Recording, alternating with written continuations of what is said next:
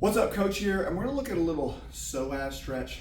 Psoas muscle attaches here, comes over the hip line, and ties into the low back. And a lot of times when we sit, we shorten that muscle. We keep it shortened, it atrophies, and then we stand up and we start doing dynamic things like moving weight, and that muscle's so tight that it pulls once we create tension and stress in it through picking up a weight or something, and it pulls, boom, and it helps us or causes us to slip a disc. So if we can stretch the psoas out, it's going to be a great thing. First thing we need to look at is pelvic tilt. So when we do this, we're not arching through, we're tilting up. Squeeze in the butt right here, pelvic tilt, okay? And that creates some space, but it also helps to fire the psoas. It assists with pelvic tilt. And then what we're going to do is we're going to step out, okay? I'm going to go knee down, hip down.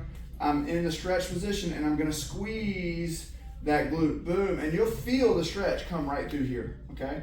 And you wanna raise your arm up because the fascia that connects to our chest and to our intercostals comes down to our hip. And I also like to go out wide to this side, I hold, and I'm thinking about squeezing. I'm feeling the stretch come up through the top portion of my quad, into that psoas, into the low back. Wanna get that onto each side, okay? Squeeze. Again, reach up, I can feel that high in the quad, breathe, squeeze the glute. You want to continue to cue. Every once in a while, take your hand and kind of hit your bottom, make sure it's tight, okay?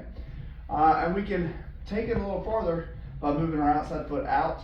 Be gentle with these, especially if your back is a little tender. You can come down to extended position, and again, squeeze the glute. Keep your chest out, keep yourself up tall, breathe and relax. You can do that one as well on both sides. Just a little deeper stretch for the psoas, but the key is not stretching deeply into the hip flexor. It's squeezing that glute to make sure that we hit the target.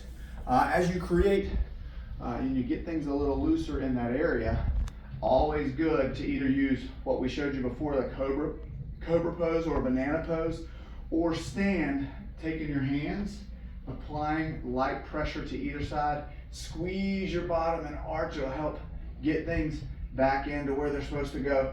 And remember, the more often you stretch your chest, your quad stretch with a little pelvic tilt and squeezing your glute there too, the more freedom you're gonna have all day.